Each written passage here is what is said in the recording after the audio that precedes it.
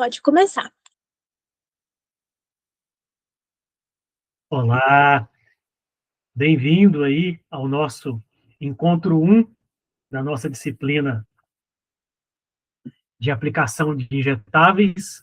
O foco aqui para o técnico de farmácia e a atividade de aplicação de injetáveis em drogarias e farmácias, né?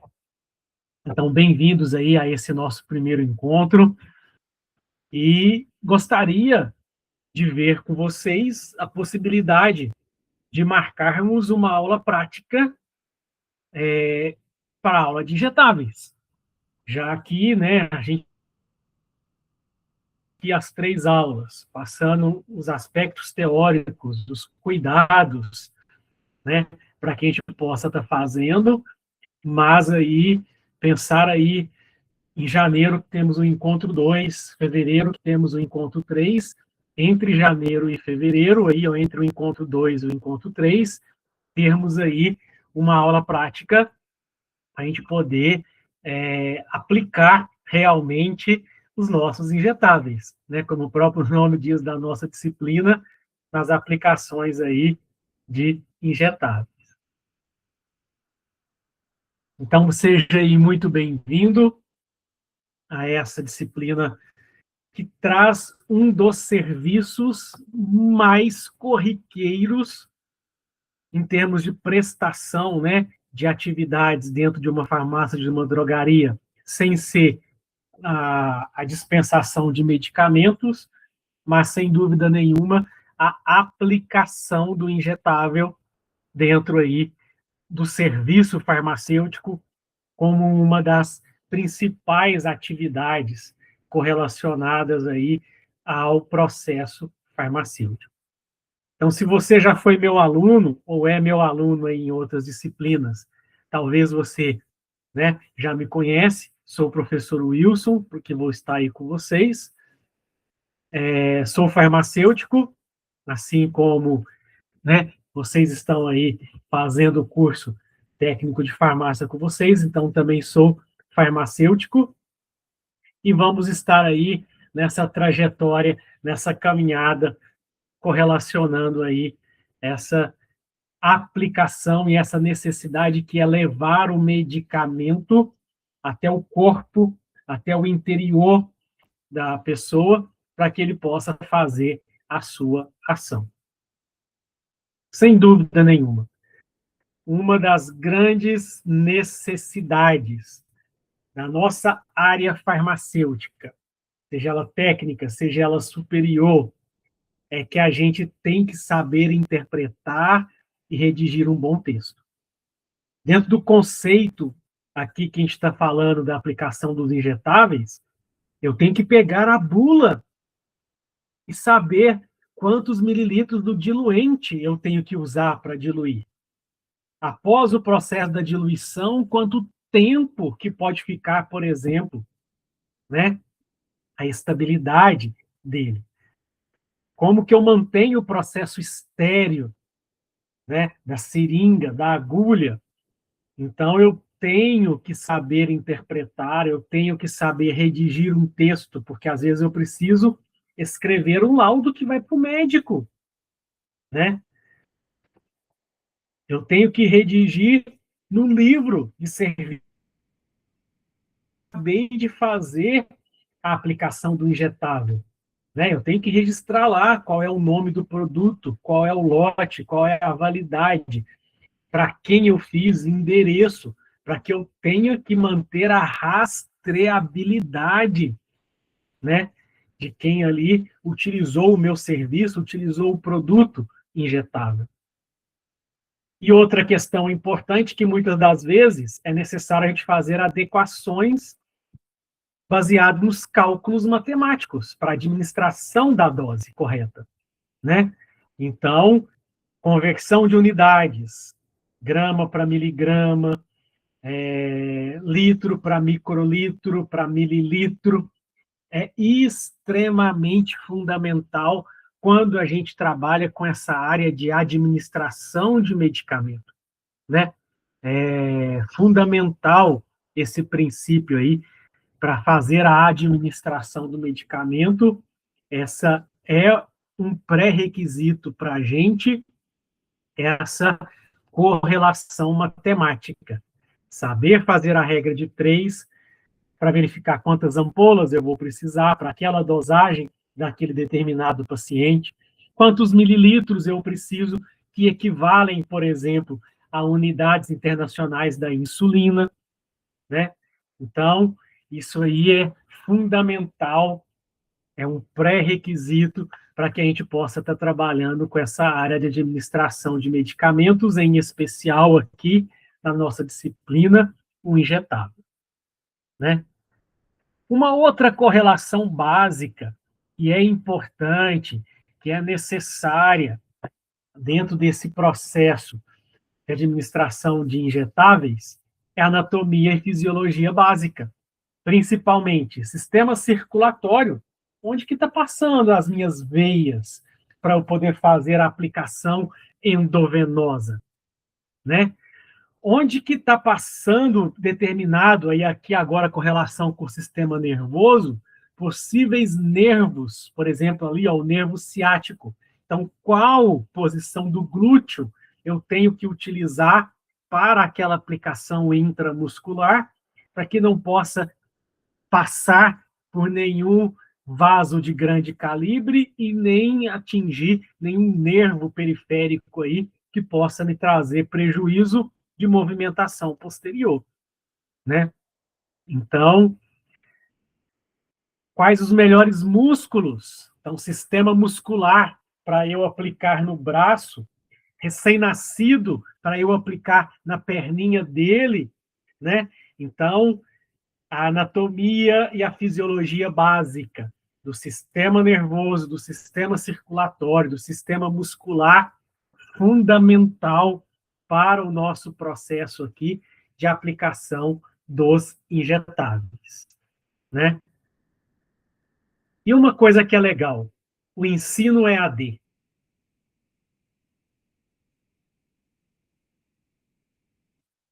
O ensino EAD, ele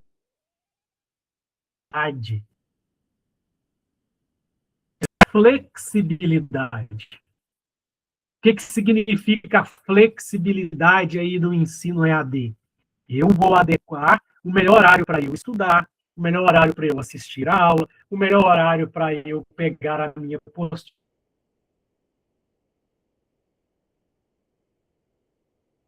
e os meus exercícios, ok? Então, ele te traz, ou, né, te possibilita a flexibilidade. Porém, ele não deixa de te cobrar o comprometimento e a disciplina. É necessário termos a autodisciplina. Qual o melhor horário que eu vou estudar? Qual o melhor horário que eu vou assistir a aula? Acaba que você precisa ter esta disciplina, né? E o comprometimento com os prazos de entrega dos exercícios, com os prazos de entrega das provas e assim por diante, né? Então, o ensino nos dá essa, não deixa de nos cobrar comprometimento e disciplina, autodisciplina, em especial nesse caso. Bacana? Então, para a gente poder começar, já que a gente falou ali de alguns pré-requisitos, né, em relação, opa, hoje o Botox está na onda, né? E aí no Botox eu vou utilizar aí, por exemplo, como a gente falou que era importante o sistema muscular, alguns músculos da face, né? Na realidade, eu não quero ter a contração da musculatura, mas eu vou aplicar aqui intradérmico, né? E aí, ó, nessas posições, em algumas posições musculares aí da face, né? O corrugador, o temporal, alguns concertos estéticos aí na questão da correção do nariz, né? Preenchimento labial, tudo vem com a base de aplicação de injetáveis, né? e que são aí alguns deles pré-requisitos dentro desse conceito, né? Sem dúvida nenhuma, no braço, vacinas são tomadas aqui, ó, no deltoide, né? O músculo que a gente tem no braço. Então, só para a gente poder lembrar daquela correlação que a gente falou, né? O glúteo, né? Então, alguns medicamentos aqui, principalmente intramuscular, são tomados aqui no vasto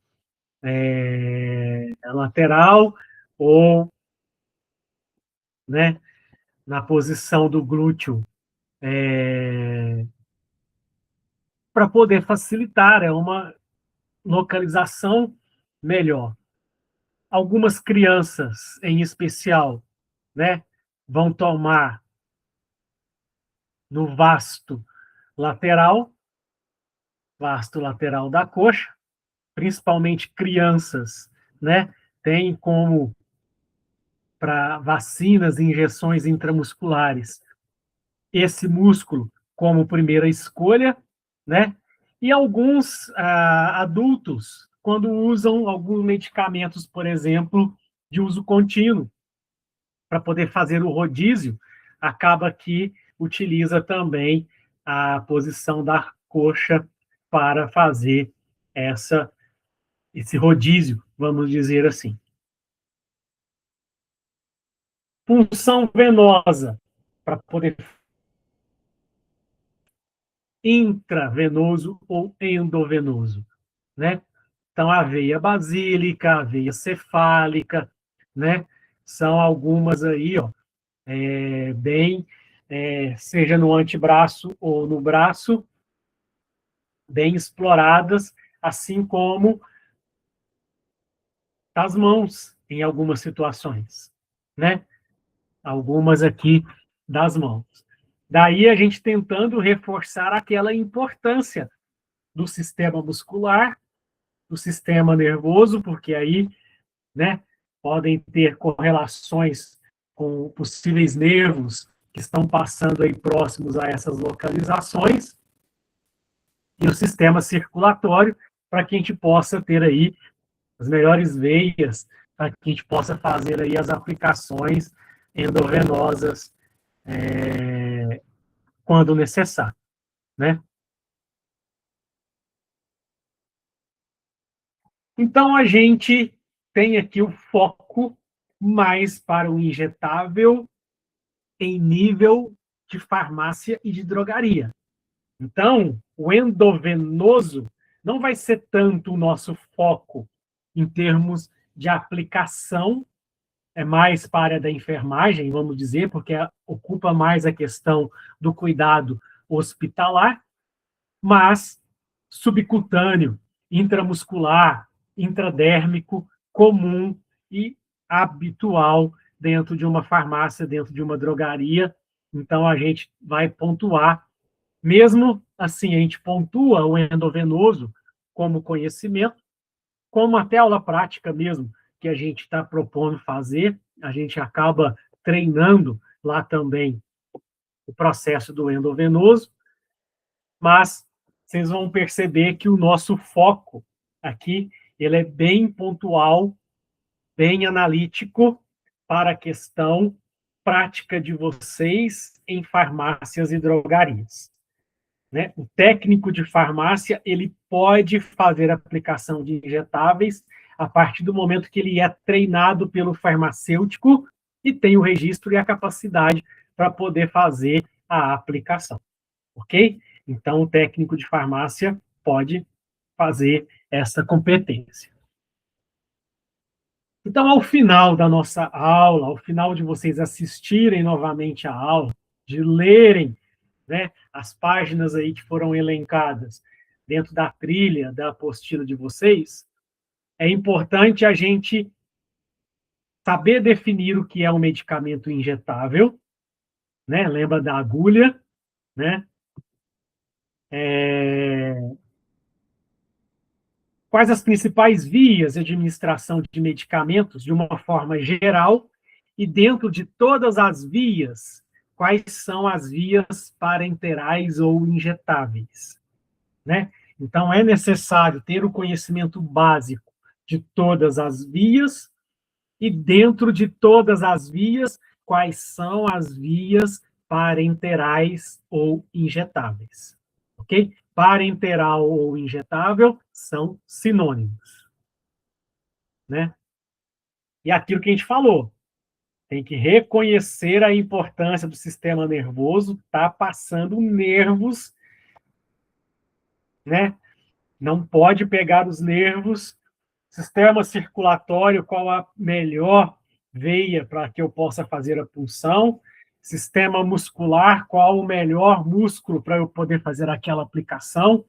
Posição subcutânea, né? Apesar de eu não ter colocado aqui, mas abdômen, coxas, braço, por exemplo, quem toma insulina que tem que ir fazendo o rodízio, né? Não pode aplicar todas as vezes no mesmo local.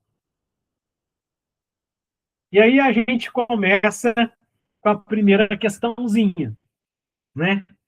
Então, se você estiver assistindo aí no momento assíncrono, dá uma paradinha a cada questão, tenta resolver sozinho, para depois a gente caminhar para a discussão da resposta. Então, qual foi um dos principais marcos históricos para a regulamentação de injetáveis no Brasil? Ok? Paradinha, tentem responder.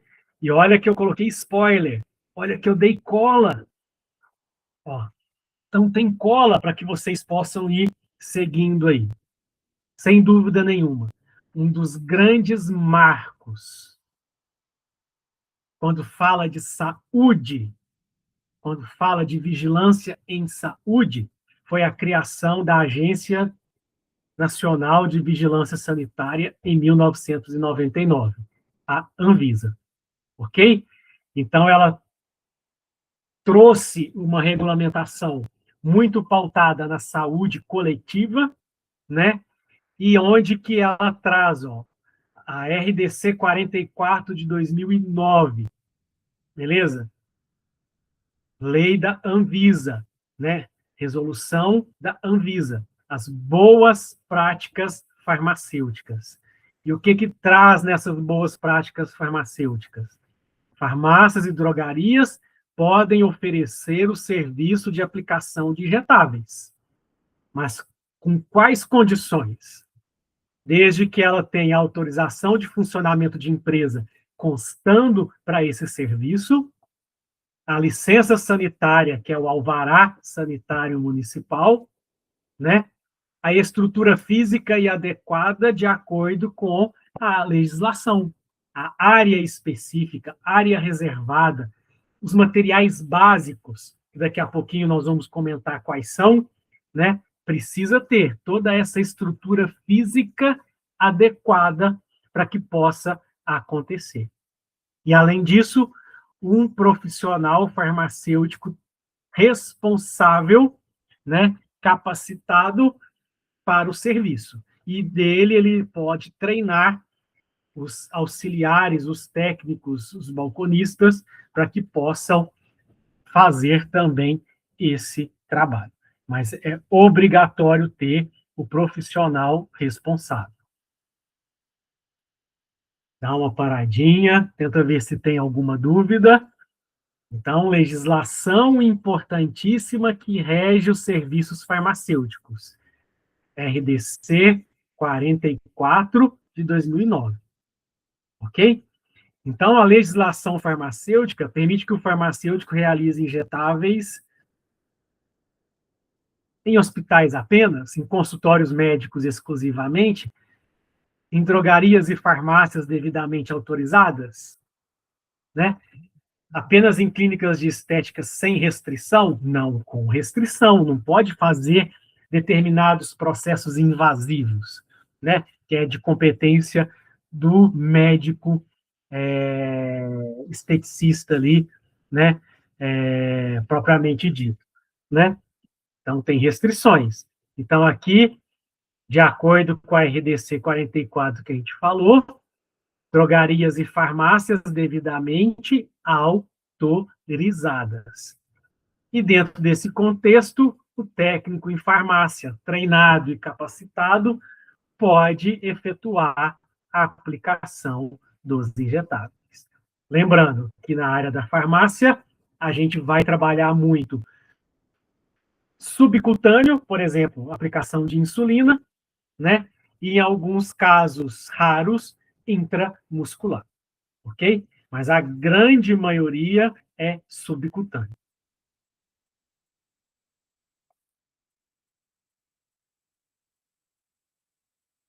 Próxima questão. Lembra que eu falei, e aqui, ó, o tópico anterior, ele deixou claro, ó, disponham de estrutura física adequada.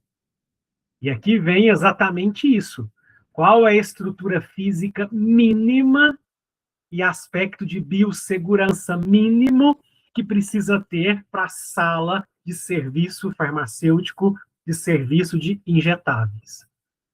Primeira coisa, sala exclusiva, né? Que tem que garantir privacidade e segurança do paciente. Tem que ter pia com água corrente, porque você precisa fazer higienização das mãos e dos materiais. Precisa ter bancada ou superfície limpa para o apoio e preparo dos medicamentos. Precisa ter lixeira com pedal e saco plástico. Tem que ser com pedal, porque eu não posso colocar a mão na tampa da lixeira, né? Para fazer o descarte adequado de resíduos sem contaminar a minha mão, né? Tem que ter iluminação adequada. E dentro dessa lixeira aqui, tem os produtos comuns, por exemplo. Tirei a seringa. O plástico e o papel que veio envolvido a seringa vai para o lixo comum. Mas a seringa, a agulha, depois de ser utilizado, vai para o lixo de pérfuro cortante, né? Tem esse detalhe aqui ainda.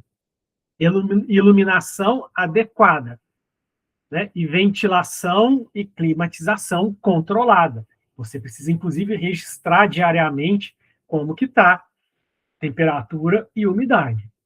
Em relação à biossegurança, tem que ter recipiente lá com álcool 70% peso-peso, para poder fazer asepsia de superfícies e antisepsia de mãos.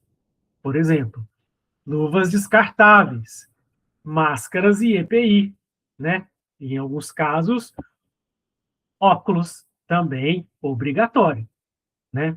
Proteção, porque às vezes você vai perfurar e pode extravasar o sangue. Então, precisa estar devidamente, né, com os EPIs, óculos, máscara, né, e luva. Perfeitamente.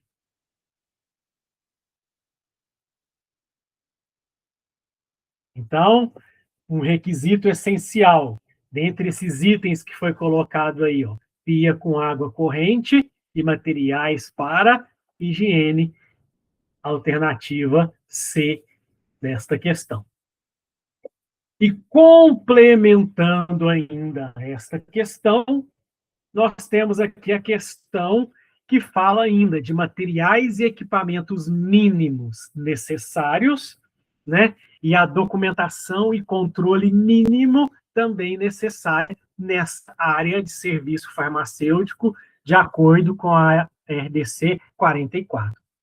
Então, ó, seringas e agulhas estéreis e descartáveis, né? Para administração correta e segura. Algodão e gaze estéreo, para fazer a antisepsia e os cuidados pós-aplicação. E aqui eu queria que vocês parassem e pensassem e dessem para mim a seguinte diferença. Qual a diferença entre asepsia e antisepsia? Asepsia, se eu limpar a bancada para eu colocar o material, eu estou limpando uma superfície, inanimada. É asepsia. Se eu limpo tecido, por exemplo, como a minha mão, onde eu vou fazer a aplicação,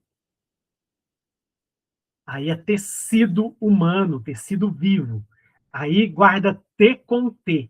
T de tecido com T de antisepsia. Posso, por exemplo, usar o álcool 70 para fazer a asepsia da bancada, a asepsia da ampola, né?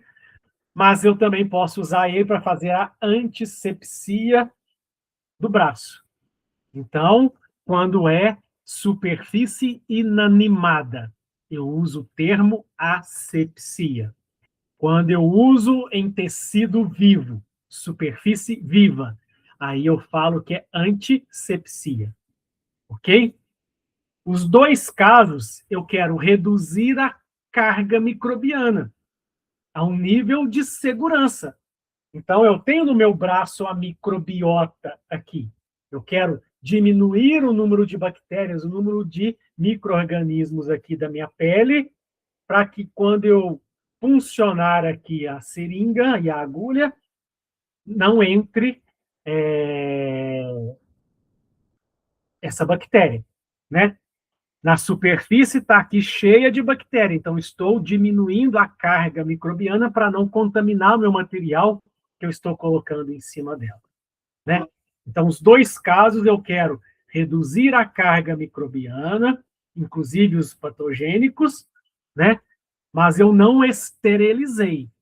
Esterilização significa igual a seringa já vem, igual o conteúdo dentro da ampola vem. Esterilização significa que eliminou todas as formas de vida. Asepsia e antisepsia, eu só reduzi a carga a um nível de segurança. Então, esterilização elimina todas as formas de vida. Antisepsia e asepsia reduz a carga. Ok? E eu preciso registrar isso daí. Eu preciso ter a rastreabilidade. Então, eu tenho que fazer o meu controle documental. Eu preciso registrar para quem eu fiz a aplicação, qual foi o medicamento, quantas ampolas, qual o lote utilizado, qual a validade utilizada, qual o farmacêutico ou técnico que fez a assina ali. Tudo tem que estar devidamente registrado, a documentação e controle para ter a rastreabilidade. Então, precisa ter aí, de acordo com a RDC 44, entre esses itens, um profissional habilitado, o farmacêutico habilitado, que depois ele habilita os técnicos que estão junto com ele dentro do processo ali da drogaria. Então, pontos de atenção quando a gente fala desta área de serviço farmacêutico, aplicação de injetáveis, né? Tem que ter privacidade. A sala deve permitir que o paciente seja atendido sem exposição indevida. Lembra, alguns aqui vão tomar via glúteo. E aí o que você precisa? Não expor. Não expor, mesmo que seja pelo braço. Quem está lá dentro, né? Então, privacidade. Uma área fechada, específica, para que possa fazer esse serviço. Segurança. Descarte correto do pérfuro cortante nas caixinhas de pérfuro cortante. Não pode ir para o lixo comum. Ok? Então, seringas, agulhas, ampolas, todas precisam ir para o pérfuro cortante. Capacitação. Farmacêuticos habilitados e os técnicos habilitados podem fazer o serviço de aplicação de injetáveis. Não é qualquer um. Tem que ser o habilitado. Ok?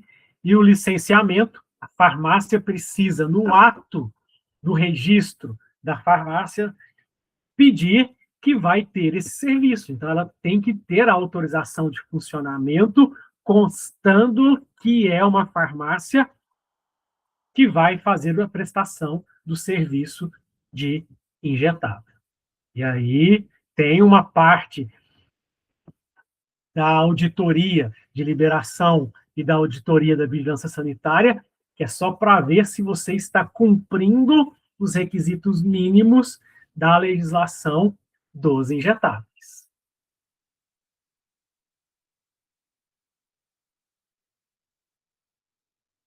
Então, dicas práticas. Quem quer abrir uma farmácia que vai ter o serviço de aplicação de injetáveis. Primeiro caso, já coloque isso no seu planejamento, ok? E já coloque, eu tenho que ter uma sala com as condições mínimas de acordo com a RDC 44. Então, eu tenho que ter uma área específica para essa finalidade, ok? Eu tenho que ter a documentação completa, né? Para o cadastro via agência de vigilância e conselho regional de farmácia do estado aí, onde que se pretende abrir, né? E aí precisa solicitar a autorização de funcionamento especial na Anvisa, solicitar a licença sanitária ao município, a vistoria, né? E também os registros aí no CRF, tanto do responsável técnico farmacêutico, quanto o cadastro do estabelecimento farmacêutico também. Então, durante o preparo de medicamentos injetáveis, uma das primeiras higienização das mãos, ok?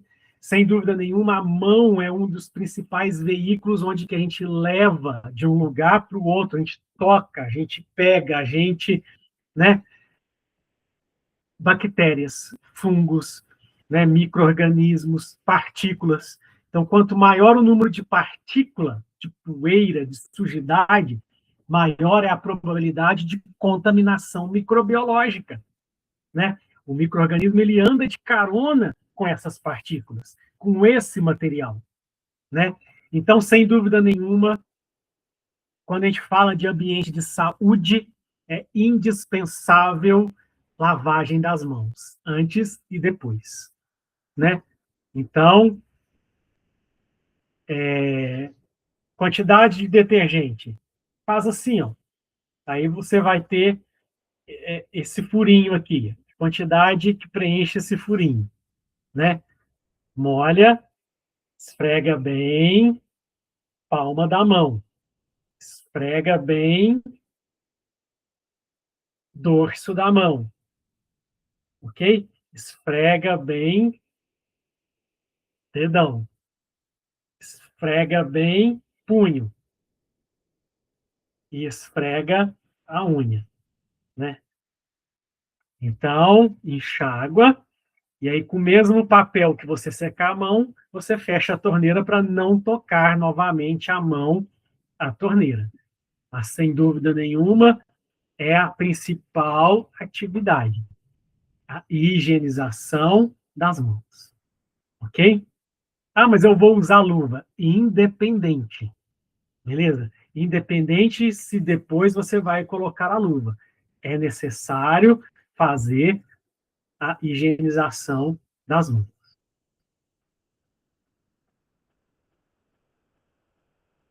Então, essa questão aqui, ela traz aquilo que a gente já colocou como spoiler lá atrás.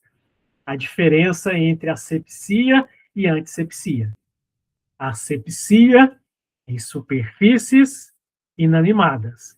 Antissepsia, eu uso o antisséptico para tecidos vivos. Então, aqui, durante o preparo para a aplicação de um medicamento injetável, o farmacêutico higieniza as mãos com álcool 70. Opa, tecido vivo, ok? E em seguida passa o álcool 70 embebido em papel toalha na ampolinha, do lado externo, porque ali estava guardado, está cheio de poeira, está cheio de micro-organismo pegando carona com essa poeira, né? Então ele quer saber, quando ele higienizou as mãos com álcool 70, antisepsia, porque foi no tecido. E quando ele utilizou na não viva, então é asepsia. Então a melhor resposta aqui para a gente, a alternativa B. A asepsia é o conjunto de medidas para evitar a entrada de micro-organismos em tecidos ou materiais estéreis, então, superfícies, né? Enquanto que a antisepsia é a aplicação de agente químico para destruir micro-organismos na pele ou mucosas, né? Show de bola. E quando a gente fala de administração de medicamentos, a gente anda aqui junto com o pessoal da área da enfermagem, com os técnicos de enfermagem, com os enfermeiros, que são os 13 certos da administração de medicamentos. Então, a prescrição está certa, né? O paciente está certo, o medicamento está certo. Vou conferir aqui, está de acordo com a prescrição, esse medicamento está de acordo com a prescrição, paciente certo. Ok? Forma ou apresentação, é comprimido, é cápsula, é injetável, solução, suspensão, né? Então, forma e apresentação, quantidade certa, né? Se pede para administrar 5 mililitros, por exemplo, de solução oral, se pede para administrar um comprimido, se pede para administrar uma ampola, né? Quantidade está certa? Orientação ao paciente, deixar ciente, ó, você vai receber um medicamento, é esse medicamento, é essa dosagem, né? Via de administração está certa? Se é para ser por uso oral, está sendo por uso oral? Se é para via dérmica, tomada, está sendo para via dérmica, né? O horário certo, tempo de o horário certo, se é de 8 em 8 horas, tem que ser de 8 em 8 horas. Se é de 6 em 6 horas, tem que ser de 6 em 6 horas, né? Se é de uma vez por semana, tem que ser uma vez por semana. Então,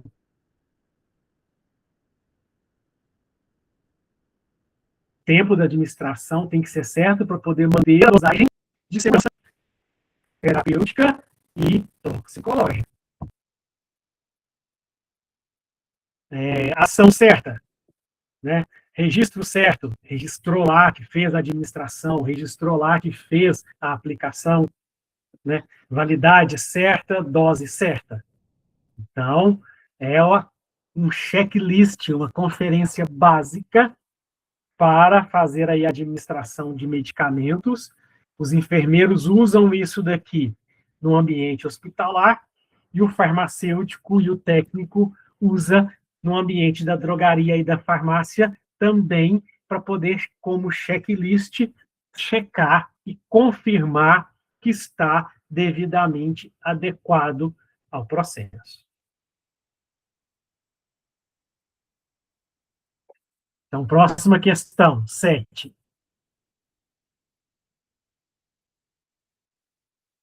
Um erro que deve ser, né? Então, aqui tem um spoiler, ó.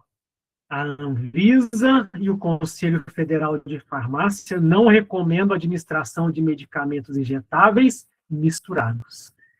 Eu estou aqui com a ampolinha do medicamento A, com a ampolinha do B, vou misturar os dois na mesma seringa e aplicar.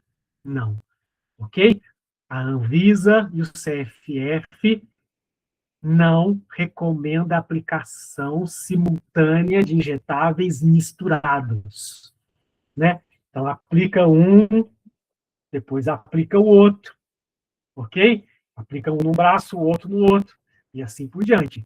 Mas, segundo a Anvisa e segundo o CFF, né, o Conselho Federal, não se recomenda mistura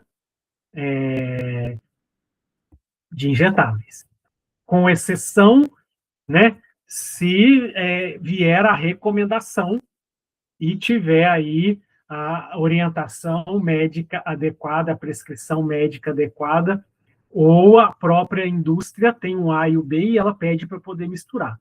Mas se não tem orientação adequada, não mistura um com o outro. Você tem a maior chance de um contaminar o outro ou ter ali alguma interação propriamente dita.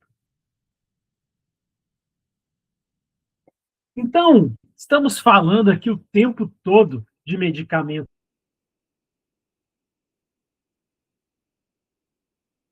injetáveis, que é um medicamento injetável, mas que é propriamente dito, né? Injetável é medicamento por agulha. Então, ele ganha aqui o nome parenteral, ok? Ó? Né, que atravessa aí o tecido, né? Então, são medicamentos administrados por via parenteral. São os que são aplicados por agulha, popularmente aqueles aplicados por agulha.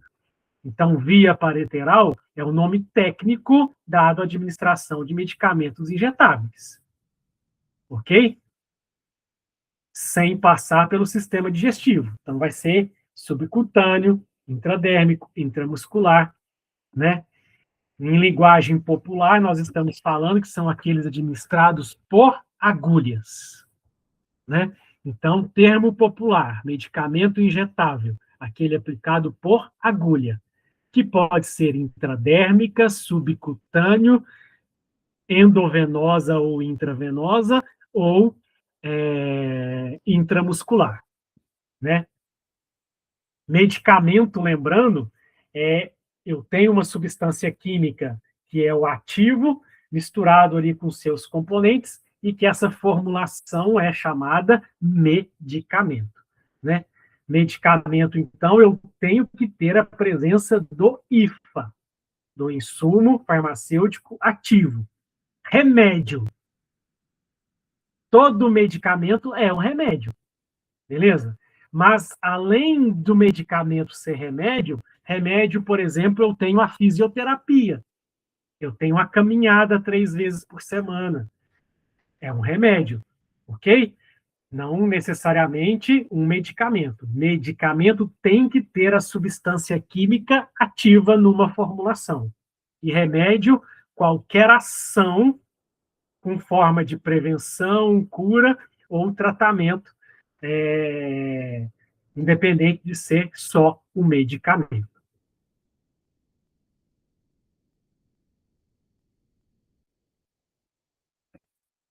Então, quando a gente vem para as vias de administração, é o que eu falo, eu preciso pegar o medicamento e levar para dentro do corpo.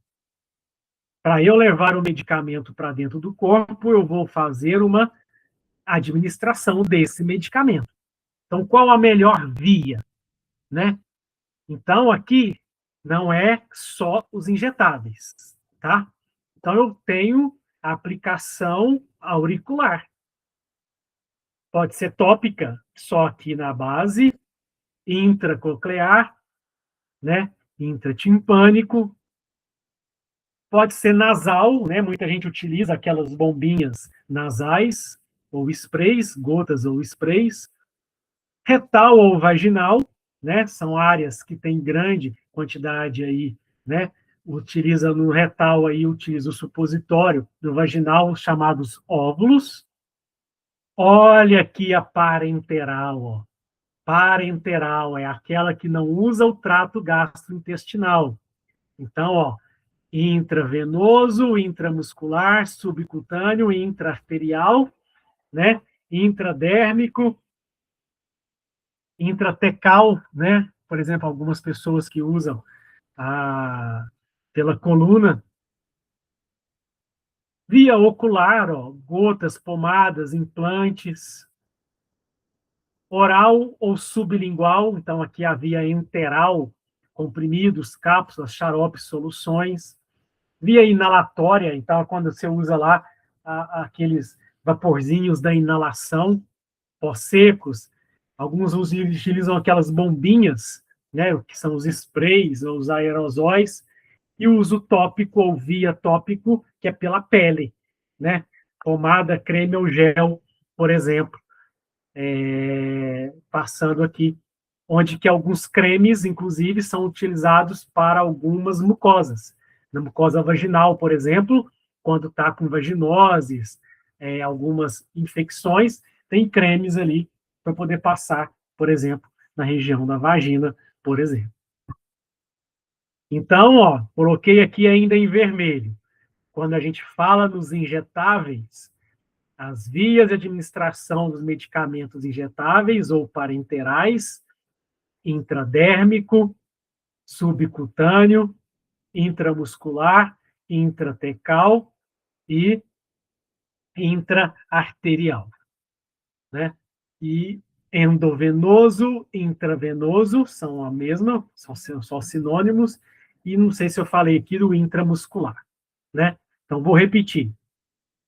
Quando a gente fala dos medicamentos injetáveis, a nossa via de administração é a parenteral, ou seja, com agulha. E aí, com a agulha, pode ser intradérmica, subcutâneo, intramuscular. Intratecal, que é pela coluna, intraarterial, diretamente nas artérias, endovenoso ou intravenoso, que é dentro das veias. Então, quando a gente fala dos injetáveis, é nesta posição. E aí voltamos novamente à pergunta.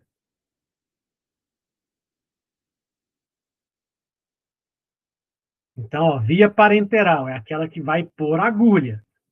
Qual das alternativas aí não corresponde à parenteral? E a parenteral, já dando aqui o spoiler, né? Nós falamos, ó, a intramuscular, a angulação da agulha é 90 graus. A subcutânea, a angulação da agulha, 45 graus. A intravenosa ou endovenosa, dentro do vaso, 25 graus. E a intradérmica, aqui, ó, com algumas vacinas, por exemplo, Botox, né, utilizado aí na área da estética, é em 15 graus, né? A camada de pele nossa, ela é epiderme, a mais externa, derme, que é a do meio, e a hipoderme, que é a outra, né? Então, a intramuscular, ela passa as 3 camadas da pele para chegar no músculo. Por isso, a injeção intramuscular dói mais do que as outras, né? Porque ela penetra mais dentro do corpo humano, né? Até chegar no músculo. Então, passa por toda camada da pele, as 3 camadas da pele, para chegar no músculo. A subcutânea eu geralmente aplico com rodízios em área que às vezes está com um pouquinho mais de gordura, né? Então, a subcutânea vai tentar pegar aqui um tecido mais gorduroso. Endovenosa, direto dentro da veia, né? E a intradérmica, na primeira camada da nossa pele, né? Logo abaixo, na realidade, logo abaixo da primeira camada, que é a epiderme, já pegando aqui entre a derme e a... na derme já está na primeira parte ali da derme.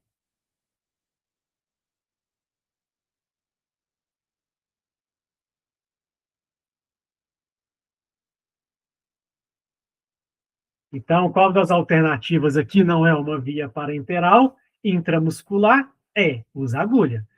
Intravenosa é, usa agulha. Via oral, quando eu tomo comprimido oral, Não estou usando agulha, então não é via parenteral, né? É via do enteral ou trato gastrointestinal. Subcutâneo, uso agulha, né? Uso agulha. Então, realmente é a alternativa C.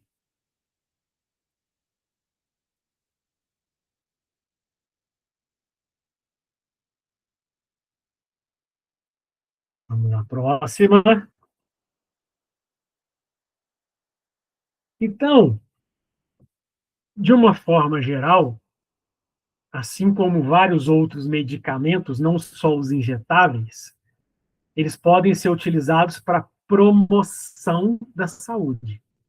Quando eu falo com injetável promoção da saúde, vacina, prevenção, né?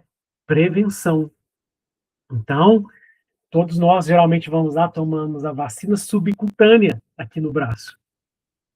É o aspecto de promoção ou prevenção da saúde. Outro caso, algumas pessoas às vezes estão com muita dor, é aquele conceito paliativo, né? Tá lá internado com dor, ele vai tomar uma dipirona na veia. É um aspecto paliativo. Tá naquele tratamento com uma baita pneumonia e que precisa tomar pela veia 10 dias de antibiótico. Ele está utilizando aqui com o propósito de tratamento. Ok? Não produz insulina, diabetes tipo 1. Então, eu tenho que usar um substituto, a insulina sintética. Então, ele aplica de forma subcutânea, todos os dias, a insulina, substituindo a insulina que ele não tem biológica mais. Então, substituto, né? E todas as vezes que a gente vai fazer aí, ó, um exame de ressonância, tomografia, algumas vezes você toma um contraste, né? E aí, esse contraste geralmente é endovenoso. Então, aí algumas das aplicações em especial do nosso dia a dia, que a gente aí acaba fazendo o uso dos injetáveis.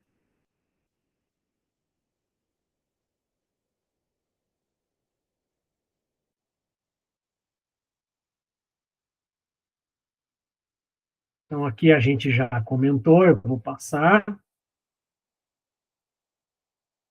Qual a diferença entre uma forma farmacêutica e uma fórmula farmacêutica? Se eu pegar aqui uma receita de bolo, eu tenho a fórmula: 2 ovos, um copo de farinha de trigo, um copo de leite, uma, uma colherzinha de pó royal. Misturei, eu tenho ali a fórmula do bolo. Os componentes com as quantidades. É a fórmula. Levei para assar. Eu tive a forma do bolo. Se é redondo, se é quadrado, dependendo da forma que eu utilizei, mas a forma veio o bolo assado, para eu comercializar. O mesmo acontece com os medicamentos. Eu tenho a fórmula, que são os componentes, por exemplo, dipirona, água, metilparabeno, propilparabeno. Eu tenho ali a fórmula farmacêutica. E aí eu misturei isso tudo e depois coloquei na ampola, eu tenho a forma farmacêutica, forma ampola de comercialização, forma de comprimido, forma de cápsula, aí a forma como eu vou utilizar. Então, fórmula, os componentes com as suas quantidades. Forma, a, a forma mesmo, né? O fenótipo que eu vejo aquele determinado medicamento. Então, se ele é solução, se ele é suspensão, se ele é emulsão, se ele é pomada, se ele é creme, se ele é gel, se ele é pasta, né? Então, os injetáveis, a gente tem muitos deles em forma de soluções, em forma de suspensões, né? Muitos deles podem vir na ampolinha como pó e que você ressuspende na hora de fazer a administração, né? São os mais comuns. Alguns são oleosos, né? Principalmente aí algumas vitaminas ou alguns intramusculares. Então, primeira coisa quando a gente vai fazer o uso ou administração do injetável. Se é via parenteral, é intradérmica, é subcutânea, é intramuscular, endovenosa, né? Confere nome do fármaco, confere, né, qual grupo de fármaco pertence, se é analgésico, se é antitérmico, se é antibiótico, a indicação, a posologia, as vias de administração, o efeito esperado, quais os efeitos adversos que podem ter ali, qual a intoxicação se utilizado aí uma dosagem inadequada, se há contraindicação ou se há interação medicamentosa, medicamento-medicamento, medicamento-alimento.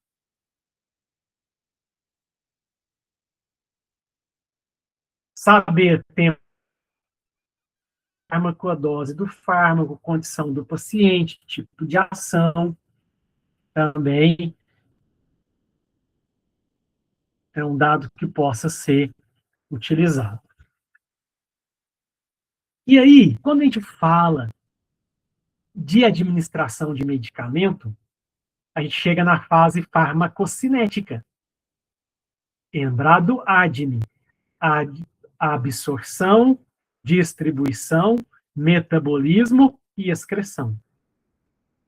A absorção, distribuição, metabolismo e excreção. A absorção é a passagem do meio externo, passando pela membrana celular e caindo na corrente sanguínea.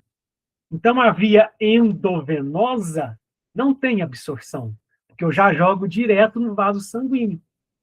Mas todas as outras vias têm a parte da absorção. Somente a endovenosa, né, ou intravenosa, já cai diretamente na corrente sanguínea, então já vai 100% biodisponível, não tem a parte de absorção. Se eu tomei um comprimido, ele precisa passar pela membrana celular para cair na corrente sanguínea, tem absorção, mesmo via pulmonar, mesmo via tópica, né? Somente a endovenosa ou intravenosa não tem, cai direto na corrente sanguínea. Então, o que pode favorecer ou reduzir, né, ou prejudicar a absorção? Quanto mais vasos sanguíneos eu tenho naquela região que eu apliquei, intramuscular, quanto mais vasos sanguíneos tem naquela região, mais fácil é a absorção. Quanto menos vasos sanguíneos tem naquela região, mais difícil vai ser a absorção, né? Então, aqui, ó, fatores importantíssimos na absorção dos medicamentos, na fase da absorção da farmacocinética. O tamanho das partículas, o grau de ionização, porque o pH influencia se está ionizado ou não ionizado. O não ionizado é mais rapidamente absorvido do que o ionizado. A forma farmacêutica, líquido, já está solúvel, então eu já vou absorver. Comprimido, eu preciso desintegrar o comprimido para depois ser absorvido. Por isso que uma dipirona gotas tem efeito a partir de 15 minutos. Por isso que um comprimido de pirona é depois de 30 minutos. Via de administração. Olha que a gente falou da endovenosa, por que é mais rápido? Já cai direto na corrente sanguínea. Enquanto que os outros têm que absorver. Fluxo sanguíneo. Quanto maior o fluxo sanguíneo, mais fácil a difusão ali e a absorção para cair na corrente sanguínea, se não foi o endovenoso, né? E a área ou superfície absorvente. Por exemplo, o pulmão tem uma capacidade de absorver mais rápido, né, do que a pele. Né? Então, gases são rapidamente absorvidos, por exemplo, por isso que eu uso a inalação via pulmonar, em alguns casos. Então, a absorção de medicamentos pode ser acelerada agora. No outro, falou prejudicada. Poucos vasos sanguíneos prejudica a absorção. E agora aqui, ó, opa, massageando, ó, apliquei e massageei, ou dependendo da situação, né, uma bolsa quente vai causar ali uma vasodilatação, e essa vasodilatação vai fazer maior taxa de absorção. Então, alternativa A, nesse caso. Né? Colabora aí para a melhor correspondência. Qual a diferença entre farmacocinética e farmacodinâmica? Né? Farmacocinética, o movimento que o fármaco faz no meu corpo, né? Ou o que o meu corpo faz para movimentar o fármaco aqui dentro. Então, a absorção, distribuição, metabolismo e excreção. Enquanto que a farmacodinâmica, lembra, cinética na física é movimento. Então, o movimento do fármaco no meu corpo, farmacocinética. Dinâmica, lá na física, é ação e reação. Então, aqui é o mecanismo de ação do fármaco. Quando o fármaco interage com o meu sistema biológico, qual que é a reação que vai acontecer? Agonista, de aceleração de alguma atividade, antagonista, bloqueando a ação de algum efeito. Então, eu estou falando ação e reação, mecanismo de ação, farmacodinâmica. Aí vem a farmacodinâmica.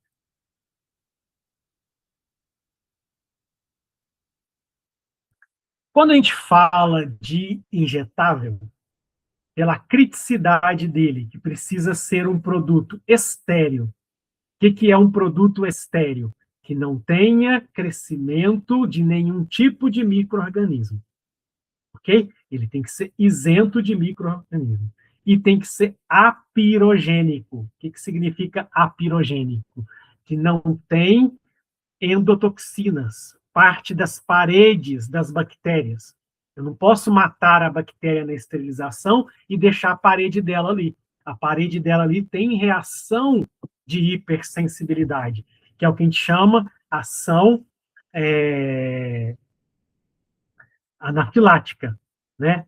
Então, por isso que todo medicamento injetável, por determinação, precisa ser estéril e sem toxinas, sem proteínas que causam aí a reação pirogênica. Então, eles são, por definição, estéreis e apirogênicos.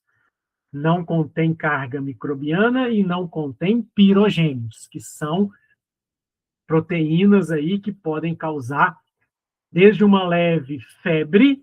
Piro vem de fogos de artifício, show pirotécnico, né? Reação ou pirogênico. Piro, fogo. Gera fogo, que gera febre.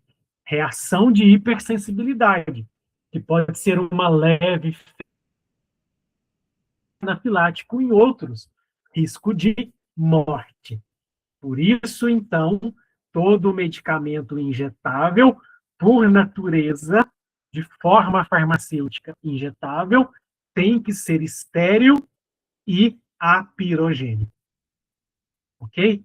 E a receita médica, a prescrição médica que vem, precisa ser legível, para não ter erro.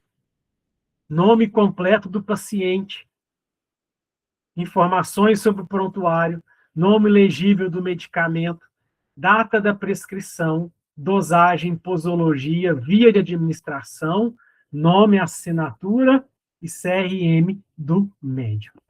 Eu acho que, às vezes, o ponto mais difícil aqui, talvez, é pegar legível, mas não. Hoje em dia, a gente tem aí, graças ao avanço, né, do uso da tecnologia, 90% das receitas hoje já vêm digitalizadas, né? Já vêm aí digitadas, e isso favoreceu muito esse item aqui dela ser legível.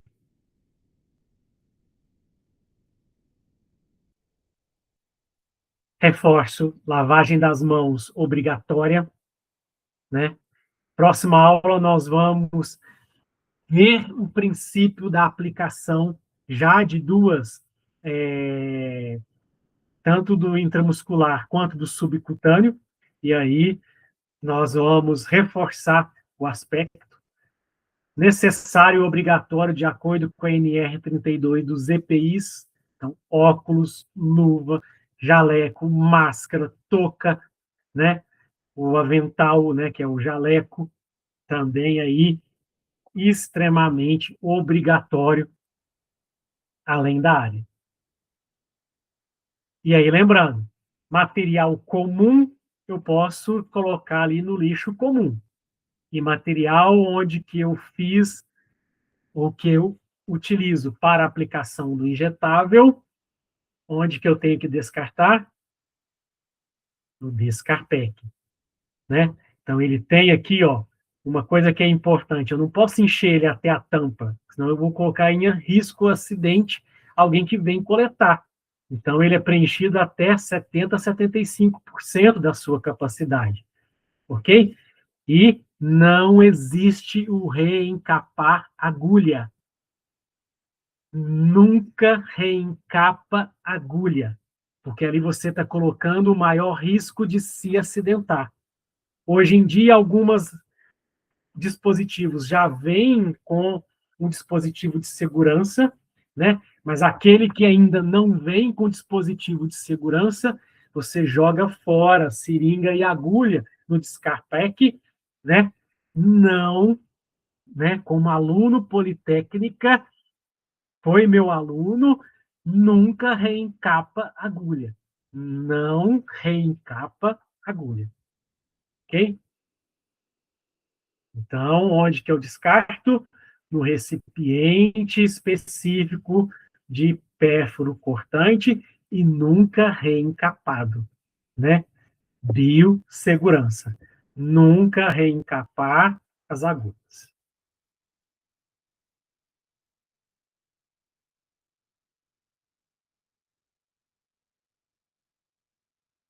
Então, aqui o descarte correto, só reforçando, né?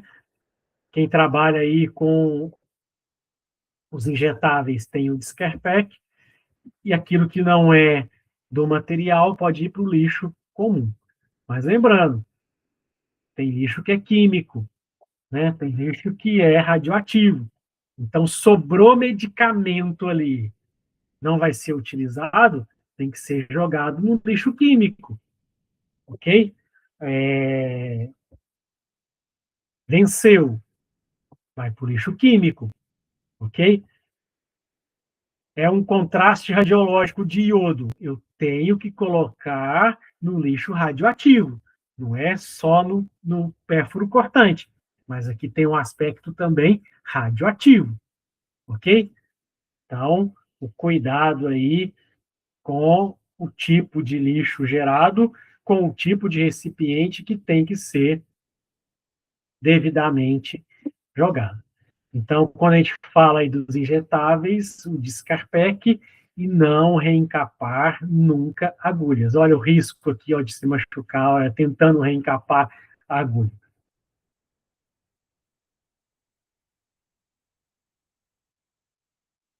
Então, ó, quando eu aplico via intravenosa ou endovenosa, olha, 100% biodisponível, e depois já vem caminhando. Intramuscular, tem a parte da liberação primeiro, para depois, né, a absorção, para depois fazer o seu efeito. Então, aqui é importante, ó, já começa 100% biodisponível, porque está tudo dentro da veia, na intravenosa ou endovenosa. Na intramuscular, pode ser que forma aqui um precipitado, né? Todo mundo aí tem medo da benzetacil, porque ela depois cristaliza e vai sendo liberada para absorção aos poucos, né? Dentro desse conceito das liberações. E aqui reforçando, intramuscular, o grau 90 graus, subcutânea 45 graus, intradérmica 25 graus, perdão, intravenosa 25 graus e intradérmica 10 a 15 graus.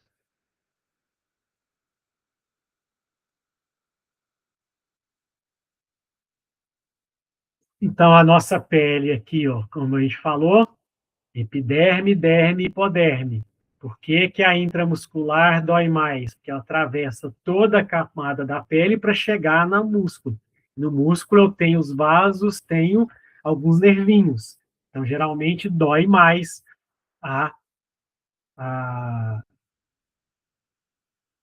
a intramuscular mesmo. E quando a gente fala de seringas, tem a seringa de 1, que ela pode vir de tuberculina em dosagem mililitro, e tem a de 1 mililitro em unidades internacionais, que é para insulina, né? Então, a diferença é só que a de insulina ela vem com unidades e a outra vem normal. Mas acaba que uma e outra são usadas. A de 3 mililitros, 5 mililitros, né? 10 mililitros e 20 mililitros. 20 mililitros mais de uso hospitalar, né? Principalmente para aplicação endovenosa, enquanto que em farmácias e drogarias tem muito a de 1, a de 5 e a de 10. Né? Nos postos de serviços farmacêuticos, em drogarias e farmácias, né, tem que ficar lá aquelas que usam. E quais são aquelas que usam? A de 1, que pode estar em unidades de mililitro ou unidades internacionais para insulina, né? 5 mililitros e 10 mililitros. Né? 20 mililitros é mais para hospital, aí é mais o enfermeiro que usa para a questão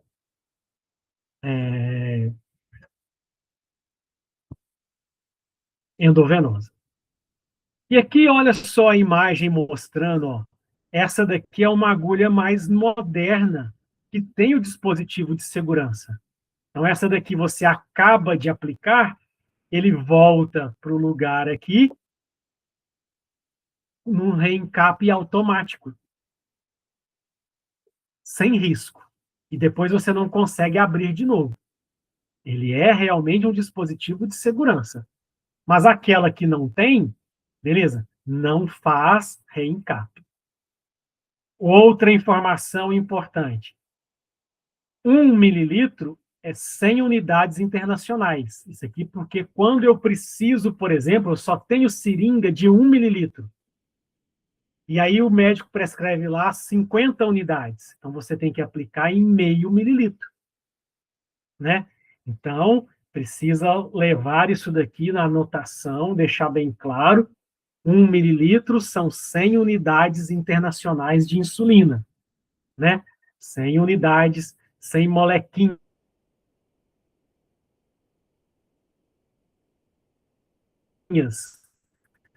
100 moléculas ali.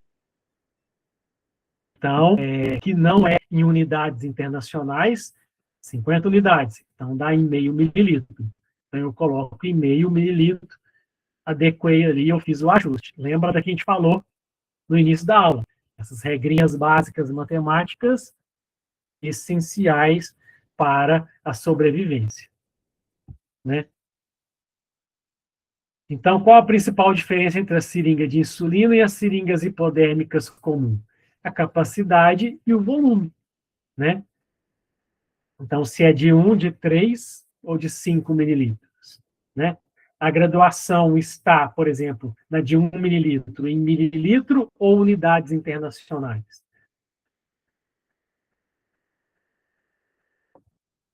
E outra questão importantíssima, agulha.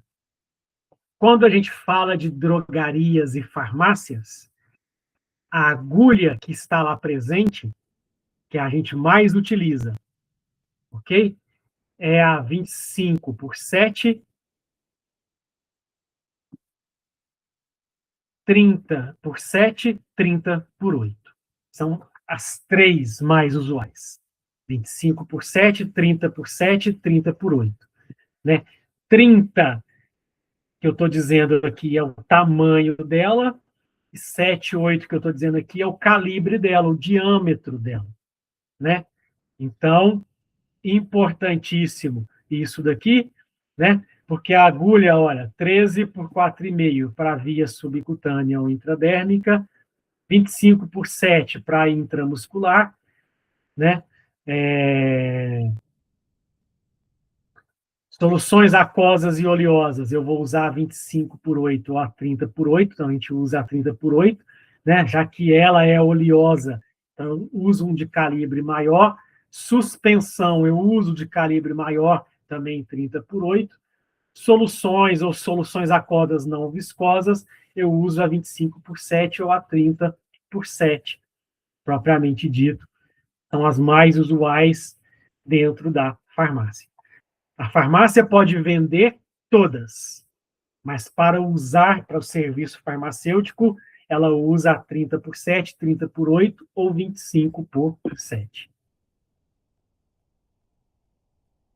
Então, para aplicação intramuscular em adulto, qual que vai ser utilizado?